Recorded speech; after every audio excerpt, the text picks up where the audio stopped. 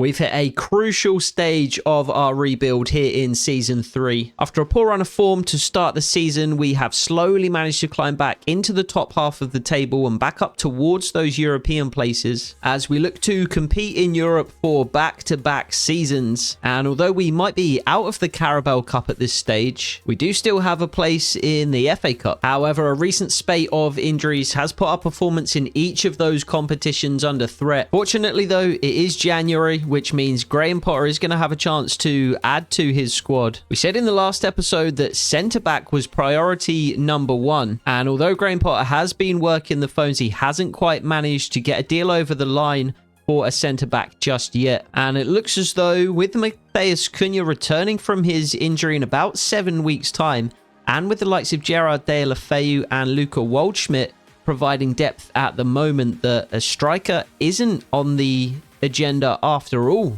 for Graham Potter. Whilst Hassan Diao is primarily a winger, he can also play through the middle thanks to his height, his power and his speed, as well as his excellent finishing. So instead, Graham Potter has decided to add to his squad in another way, and the first signing of this January transfer window will be Allan Saint-Maximin. The creative, dynamic, exciting winger arrives from Al Ahly initially on a loan deal, but with an option to buy next summer. And he will immediately challenge the likes of Hassan Diao and Reiss Nelson for their starting spots. Not only will Saint-Maximin be able to start in either of those two forward positions in support of the striker, but it does now mean that we can have the likes of Reiss Nelson or Hassan Diao or even Saint-Maximin himself on the bench, rather than having to rely on the likes of Bertrand Traore, Lewis Dobbin and Jack Harrison to come off the bench and make a difference when they're just incapable of doing that. That does mean there'll be much more competition for playtime and minutes on the pitch will be tight, so we are going to send Lewis Dobbin back out on loan once more. So Allan Saint-Maximin will start against his former club, Newcastle United, in our first and featured game of the episode in the Premier League. We do also have highlights of a cup game against Fulham to get to, as well as a trip to the Emirates to take on Arsenal. But I would love to come away from St James's Park with all 3 points, and we're going to give ourselves a much better chance of doing that. We can bring in a centre-back as well ahead of the game. And that's why Graham Potter was working the phones relentlessly ahead of the Newcastle game, trying to force a deal over the line, and he manages to do exactly that. So the second signing of this January transfer window will be a name that was suggested heavily in the comments in the summer. The big, strong, powerful centre-back Kevin Danso arrives to provide some depth, some stability, some leadership at the back, alongside the likes of the youngster Isak Toure and Arnel Ahmedhodzic. We do, of course, still have the likes of James Tarkowski and Noah Mbamba, but alongside Saint-Maximin, Danso really will add some quality to the first team. Danso was in his last year of his contract, so we got him for something of a steal, 28 million for the 27-year-old, but that is still a relatively hefty sum, and with financial fair play looming, we do need to recoup some of the money that we have laid out for the likes of Danso and those summer signings. So Joachim Andersen, although he's only spent a season and a half at the club, will be transfer listed and will be moving on. It just didn't work out for Andersen at Goodison Park. We signed him with high hopes, really, but his first season was taken from him due to a torn ACL, and he just hasn't hit the ground running here in his second season. So Danso and Saint-Maximin each come into the starting lineup immediately for this matchup against Newcastle United. Jordan Pickford starts in goal. Patterson and James Justin, the wing-backs. Still no Maxim de Kuyper. Isak Toure and Ahmedhodzic join Danso at the back. Scott McTominay should also be returning from injury fairly soon.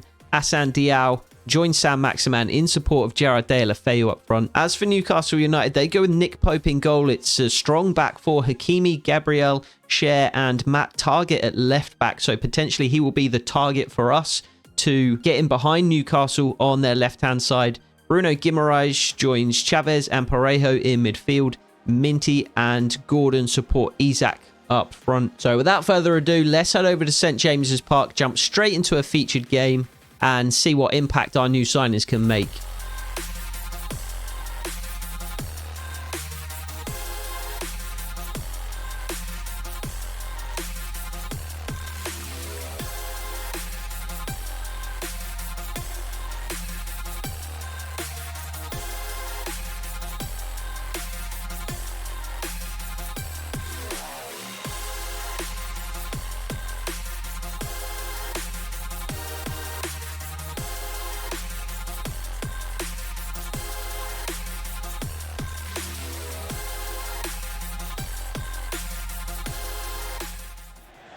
So we are up in the commentary booth at St James's Park for this one, as Allan Saint-Maximin runs out onto the St James's turf for the first time in how many years? 4 years? We're here in 2026. So, what, 3 years maybe? Immediately looking to make an impact here as he tries to find Dale Afeyu. Cuts in off the left-hand side. I think we'll see him doing that very, very often for as long as he's in an Everton shirt. We're not sure how long he will be in an Everton shirt. We have brought him in on a loan deal initially with the option to buy from Al Ahly. Depending on how this season goes, if you make European football, Saint-Maximin certainly will return. If the season peters out, then potentially he won't. Isak Touré does well to send the Newcastle United man wide.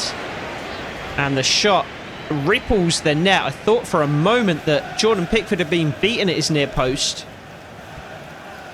But it is just the side netting. So Kevin Danso in the side today as well. He was a name that was mentioned frequently last summer.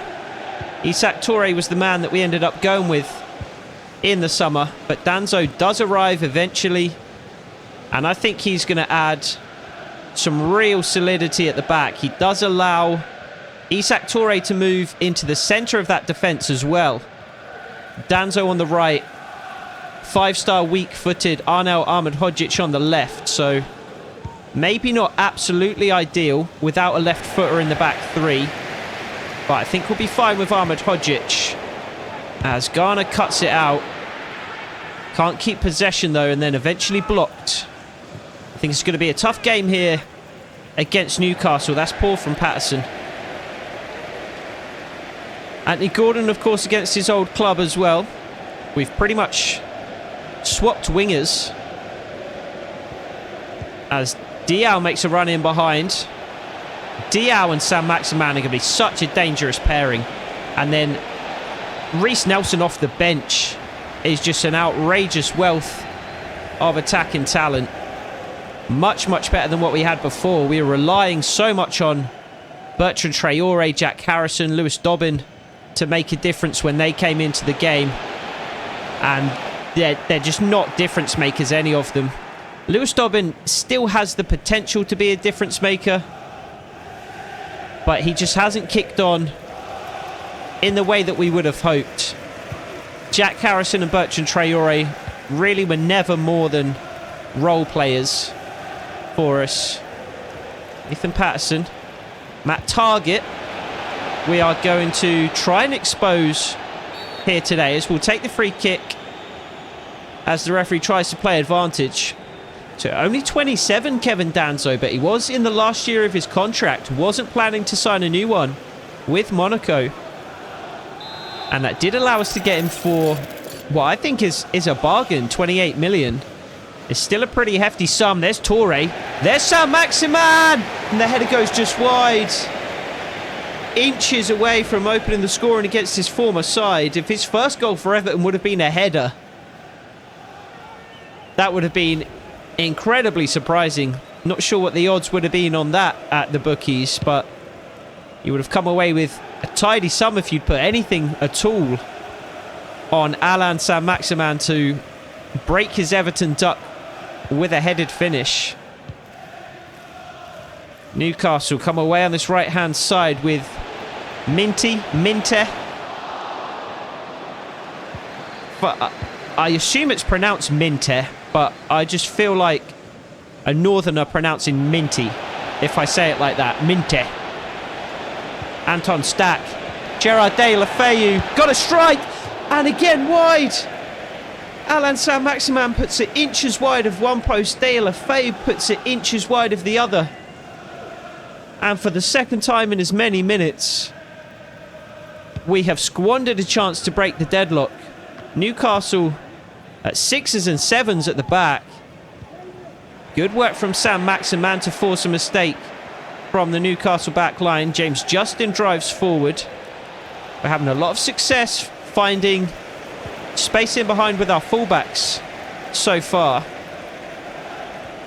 I really wish Maxim de Kuiper was on the field for that reason. James Justin just doesn't quite have the same dynamic ability in the final third that Maxim de Kuiper has. And we'll certainly be pleased to get him back. Allan Saint-Maximin has picked up a knock. I'm hoping he's going to be able to run it off. Hoping it's nothing serious. But for now, he plays in James Justin, looking for Hassan Diao at the back post, headed clear. James Garner challenges for the header.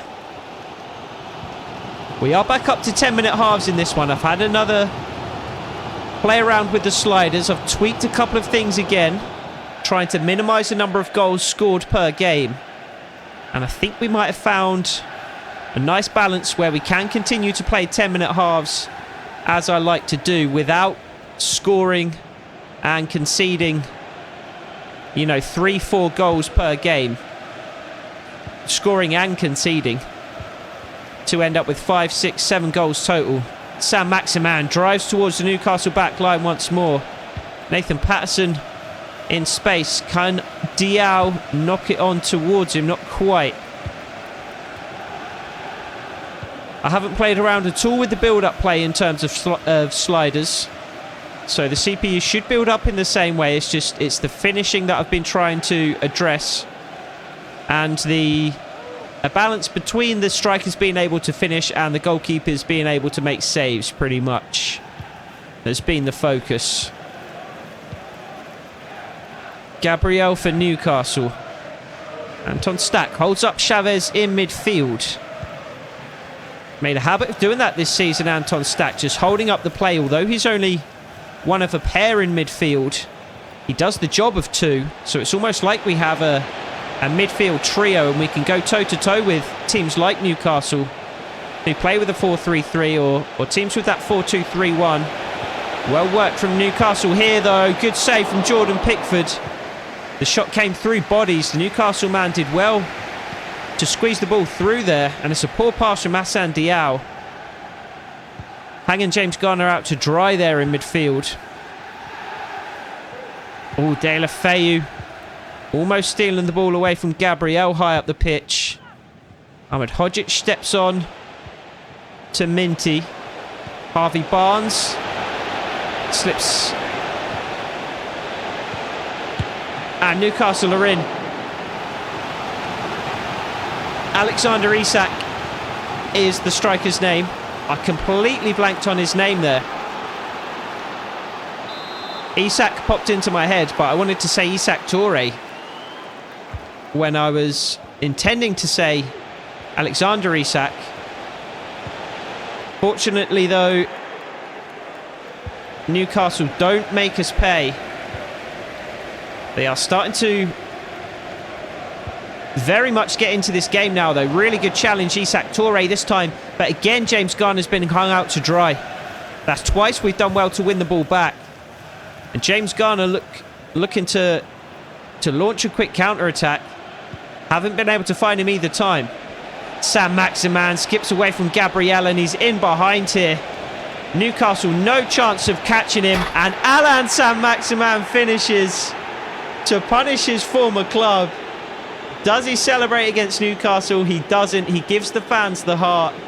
They gave him a warm salutation when he came out onto the field at the start of the game.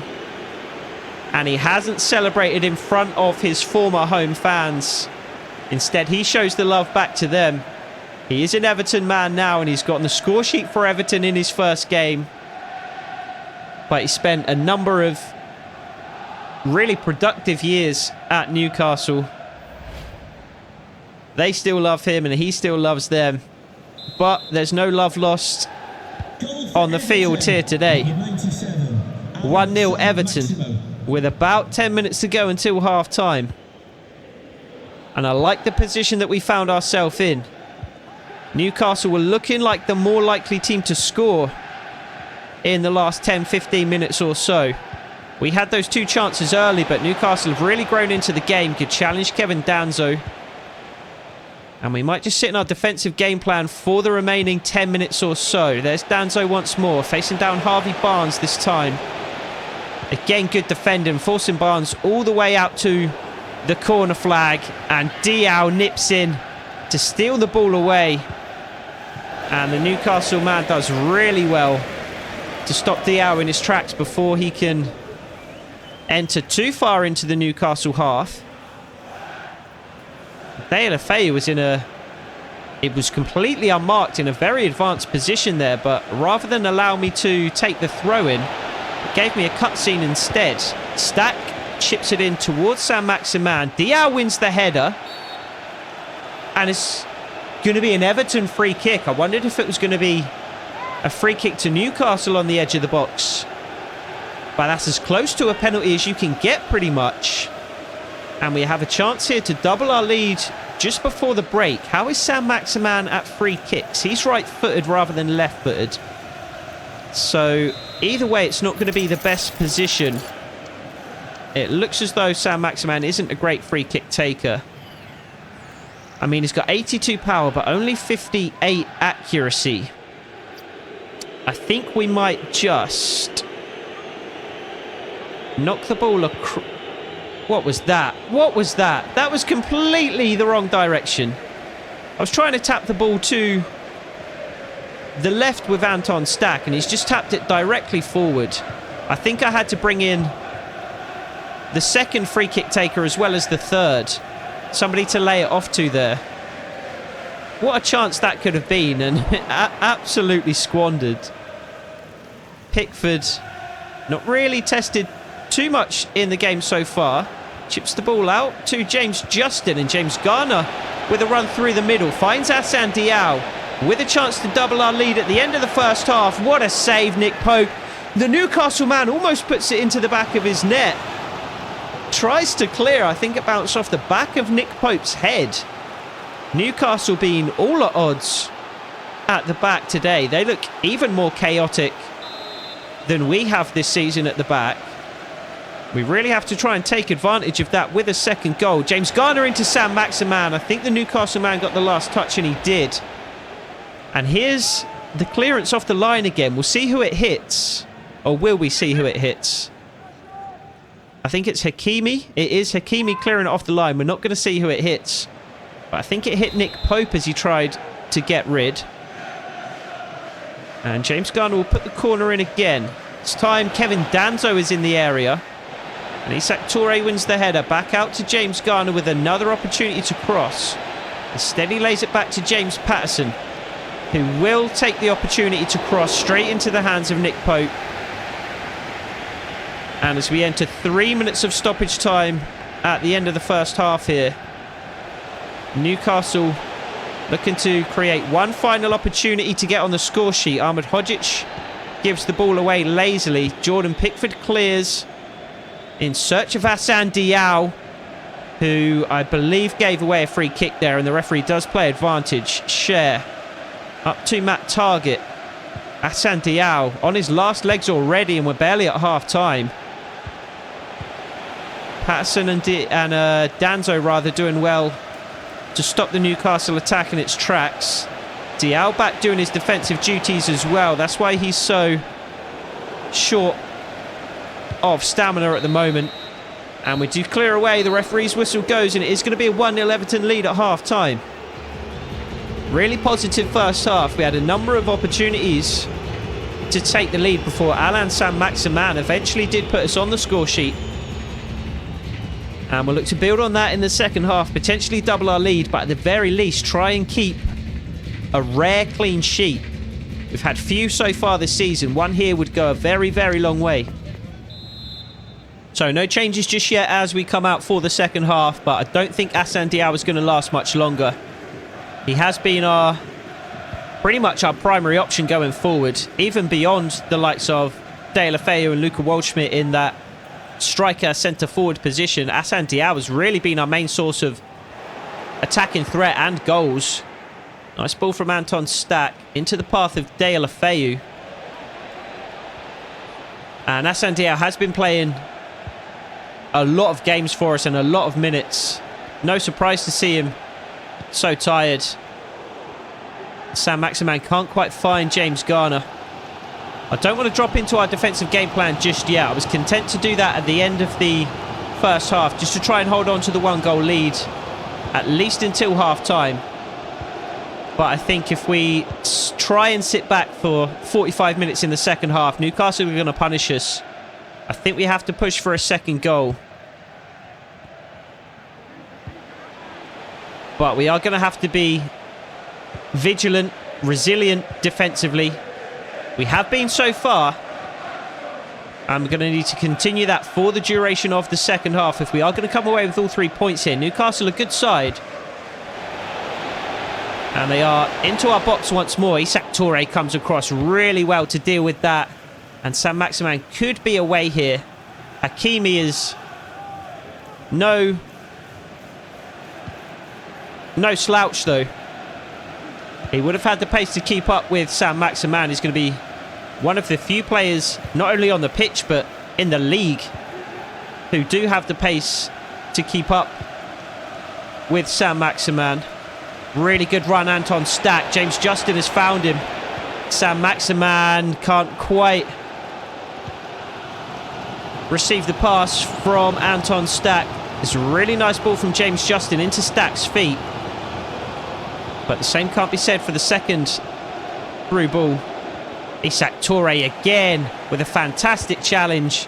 Tries to set Hassan Diao away, but it was actually blocked by Anton Stack. And there's James Garner.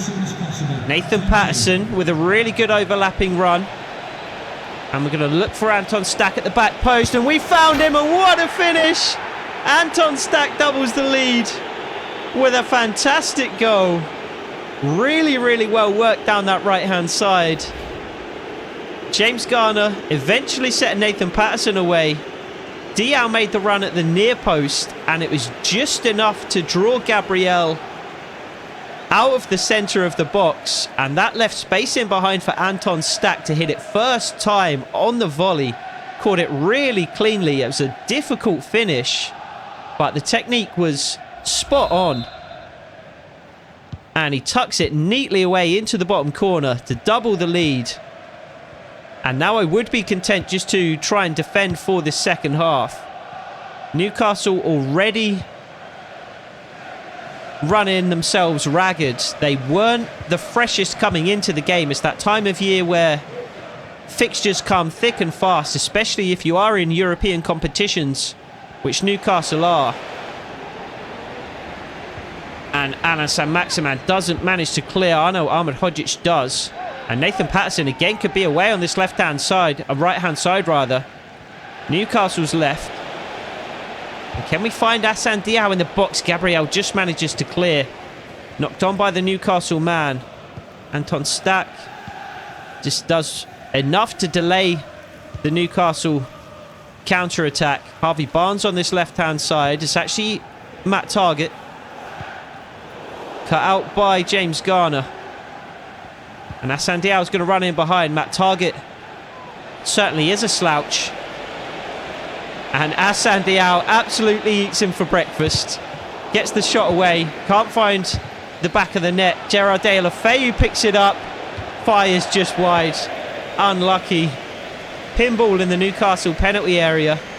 Couple of chances to snatch a shot away there. And Alvarado's going to come on for Newcastle. Graham Potter to make a change or two as well. So a couple of changes for Graham Potter and Everton. Hassan Diao to come off to be replaced by Reece Nelson. And James Garner, after putting in a good shift in centre midfield, makes way for Josh Da Silva. We will drop into our defensive game plan for the last half an hour of the game as well. The next goal, if there is one, will be absolutely crucial. If Newcastle score it, they are firmly back in the game. Ahmed Hodzic trying his best to help Newcastle to do that. If we get it, the game is well and truly out of sight. Of course, I would be more than happy if there wasn't another goal in this game. Reece Nelson just about manages to keep in the wayward pass from Nathan Patterson. Isak Toure. Ahmed Hodzic. Kevin Danso on the right-hand side. He's had a quiet game today. But that's not necessarily a bad thing. It means he hasn't had too much to do at the back. He certainly hasn't made any real mistakes in the game. He just hasn't really... Another really loose pass from Nathan Patterson. Trying to find Reece Nelson, but just playing the ball directly out of play, and Minter finally comes off. It's actually Harvey Barnes to come on. I guess it was Anthony Gordon who started on the left-hand side for Newcastle today. I'm not sure why I thought it was Harvey Barnes, but Harvey Barnes on the field now. Stack with a really good challenge. Such good defending.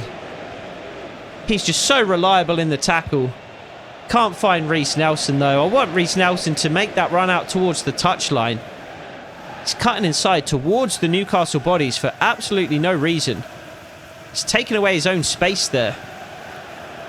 Deulofeu putting the pressure on Nick Pope, just forces the ball away. James Justin wins the header. And Josh Da Silva just about manages to find Anton Stack.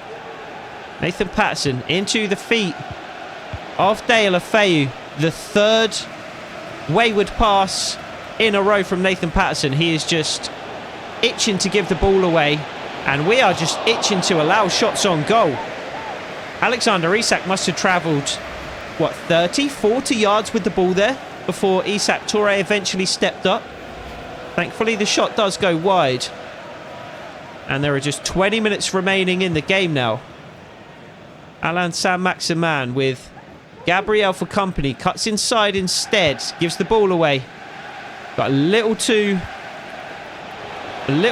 greedy there. Saint-Maximin. Looking to do a little bit too much. And Justin just plays it off the Newcastle man and out for a throw-in. And Graham Potter's going to make another change or two here. As is Eddie Howe. Isak to come off for Ivan Toney. Toney, another player who was heavily suggested in the comments section. I do think we have enough up front, though, as Deulofeu and Stack make way for Waldschmidt and Mbamba. Deulofeu is... He's a high-quality player. He is in the latter stages of his career at, I believe, 31 years of age. But he's still he's still a quality player. We've seen it so far this season. And Waldschmidt is a perfectly fine option off the bench. And it's not like we've lost Matheus Cunha for the season. He was only out for a couple of months. Good intervention, Nathan Patterson. And Toure should have just left that for Jordan Pickford, but took up the ball himself. Reece Nelson takes the ball down, and the linesman's flagged for a foul for some reason. So we are only missing Cunha for... I mean, less than 2 months now. I think it's just 6 or 7 weeks that he has before he can come back to training at the very least. So I think we can make do up front until we do get Matheus Cunha back. And then he'll be back for the home stretch. He'll be back for March, April, May, the truly crucial part of the season, when hopefully we're in the latter stages of the Europa League, when hopefully we're trying to secure European football again next season, potentially even deep in the FA Cup. And Newcastle worked it really well. Ahmed Hodzic does so well to get a block in there, because if that made it through, Jordan Pickford, I think, would have been in some real trouble. Newcastle again really starting to build into the game and pile on some pressure here. As I said earlier as well, Diao can play through the middle. Good save, Jordan Pickford. Ahmed Hodzic does well to prevent the Newcastle man from taking a shot from the rebound. Jordan Pickford was on the ground, and if the Newcastle man could have found a bit of space, he could potentially have just dinked it over Jordan Pickford and into the back of the net. Good challenge, Nathan Patterson, and now we can clear. That was a nervy few moments there. Waldschmidt inside to Mbamba, who plays it back into the path of Waldschmidt. Really well worked. Waldschmidt cuts inside, finds Mbamba, who takes a shot at goal, but it's not often he finds himself in those positions. He's a versatile player, Mbamba. He is playing in centre midfield for us at the moment, more than capable of doing that, and he was actually a centre midfielder technically for Bayer Leverkusen when we brought him in. We switched him to centre back because we thought he was more suited to play that particular position, but he still does have that versatility to step up and provide cover in centre midfield, as he's doing at the moment. He is, of course, though, very much a defensive midfielder. He is not somebody you want with the ball at his feet in the penalty area, looking to put a game away. James Justin heads clear. Michael Waldschmidt can't get his head on it. Good challenge. Noah Mbamba forces, I think, Ivan Toney out wide. Jordan Pickford beats the ball away at the near post, and Ahmed Hodzic hooks clear. We are holding on here in the final stages of this game. Just about 5 minutes to go. We still do have a 2-goal lead. We said the next goal would be crucial, but if Newcastle are going to get a goal, the later that happens, the better for us, obviously. Good challenge by De Silva. Nathan Patterson stopping the cross. Can't do so that time. Kevin Danzo does, though. And just plays the ball off the feet, or off the shins of Ivan Toney, and out for a throw-in. I think we'll make our last change of the game here. And it's going to be Allan Saint-Maximin to make way. He's had a very, very good debut. Got the party started today with an opening goal on his debut. And looked dangerous throughout the game. Was a real handful for Newcastle. Festi Ebesele comes on. He's going to be playing at right midfield in front of Nathan Patterson. Reece Nelson switches over to the left-hand side. So 6 defenders on the field at the moment. Josh De Silva cuts that out in centre midfield. Noah Mbamba, can he lay it into the path of Ebesele? Yes, he can. Ebesele, not exactly somebody we want with the ball at his feet in the penalty area either. But that was a very, very good shot. It looked for a minute as though the ball was going to find its way just inside that far post and ripple the side netting for a third time. But a really, really good reaction save from Nick Pope. Reece Nelson will come over and we'll just keep the ball in the corner here. There's De Silva. Reece Nelson once more. 4 minutes of stoppage time. Didn't realise there'd be quite that many. And we are 2 minutes into the 4. Reece Nelson forces a throw-in. Josh De Silva nods it back into the path of Reece Nelson, who was onside. And Reece Nelson manages to turn away from his man. Can we make it 3 after all? Good save from Nick Pope. Josh De Silva can't strike. I was waiting for Noah Mbamba to take up a position on the edge of the box, so Reece Nelson could just lay it off to him. But that is the price you pay when you play a centre-back at centre midfield. Not exactly the highest attacking awareness, Noah Mbamba. But we do enough to waste the final moments of the game. And for the first time in what feels like forever, just 2 goals in this one. And both goals go in our favour. Allan Saint-Maximin with the first. And I don't even remember who scored the second. Anton Stack. Of course it was Anton Stack with that lovely first-time finish from Nathan Patterson's cross. But it's going to be a 2-0 victory at St James's Park. A really, really good performance. Lots of positives to take away from that one. We stretch our unbeaten run to 9 games, so we're really starting to put together a solid run of form. It was an up and down start to the season, but despite the injury, maybe not crisis exactly, but despite the spate of injuries that we have experienced in recent months, we are starting to put it together, and with the additions of Saint-Maximin and Kevin Danzo, I really think the sky is the limit here in the second half of Season 3. And as if that 2-0 win over Newcastle wasn't enough for us, we get Maxim de Kuiper back, available for selection again, and Scott McTominay is also available. It's likely going to take some time to get them back up to match fitness and match sharpness, but it'll be fantastic to have them back in the side once more. Maxim de Kuiper in particular, I've really missed him. We've had a couple of offers for Joachim Andersen, one from Leeds for 12.5 million, one from Brighton for the same amount. We are going to accept both of those offers, and Anderson can decide where he'd prefer to go. And we have a good opportunity to ease McTominay and de Kuiper back into the side with a round 3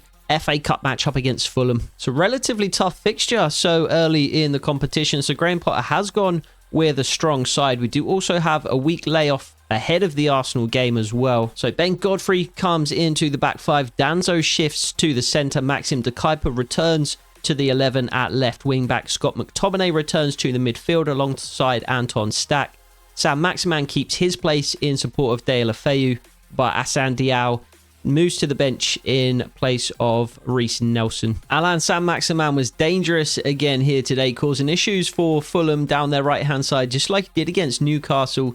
His early shot was spooned wide though, and it's a back and forth game early. Fulham almost taking the lead about 7.5 minutes in, but Jordan Pickford was quick off his line and made a sprawling save to keep things level early. Omar Marmoush, former target of Graham Potter, then had a frantic couple of minutes. First, the referee awarded him a really soft penalty, which he did dispatch away to Jordan Pickford's right-hand side to put Fulham 1-0 up. But he saw red just a minute later, a really rash challenge on Scott McTominay, just back from injury, and this put him in danger of being sidelined once more. So with Fulham down to 10 men, that did give us the impetus to get back into the game. And just after the break, Reece Nelson put in a really good free kick, which Scott McTominay won in the box. Pretty much a free header in the 6-yard area. You're always going to score from those kinds of situations. And from there, we did start to dominate the game. We just miss out on seeing Maxim de Kuyper's free kick from just on the edge of the box. It rebounded off the crossbar, bounced almost on the line,